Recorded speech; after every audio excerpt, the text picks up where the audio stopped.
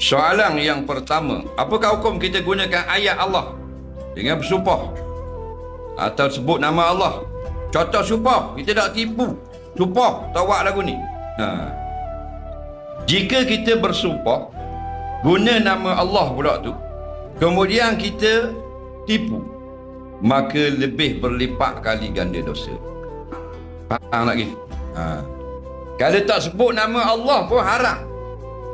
Faham lagi? Haram. Dia menipu dengan nipu lain, menipu dengan sumpah, double dosa. Benda ni betul ni. Padahal pelawak tau. Tipu tak kata nama Allah. Wallahi, demi Allah benda ni betul.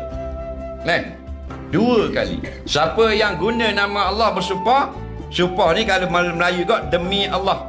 Kalau Arab dia guna huruf. Wa huruful qasami wa hiyal wawu wal ba'u wat ta'u. Huruf bersumpah itu 3. Huruf waw, huruf ba, huruf ta. Wallahi, billahi, tallahi. Kalau Arab, Melayu demi Allah. Faham lagi? Maka kena laknat. Berbohong dengan sumpah. Kena laknat. Orang yang kena laknat maksudnya Allah jauhkan daripada rahmatnya. Dan para malaikat mendoakan. Kalau laknat dan malaikat, orang ini jauh dari kasihan Allah. Faham? Tapi, pasal apa orang sanggup menipu sekarang? Menipu lama dah. Kan zaman learning. Tapi learning menjadi-jadi menipu.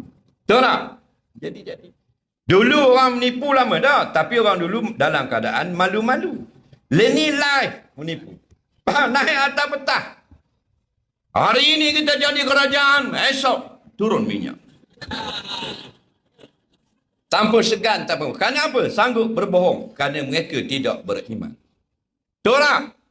Nabi kata tidak beriman orang yang mencuri ketika dia mencuri.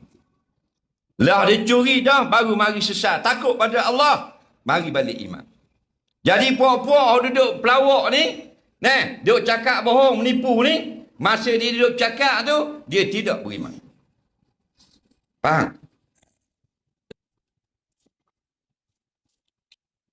Wailul lil mukazzibin. Faham? Celaka sungguh bagi orang-orang yang menipu. Tipu seorang, dosa dah. Tipu rakyat. 30 juta rakyat ditipu oleh pemimpin. 30 juta dosa dapat. Tapi dah kita buta kayu.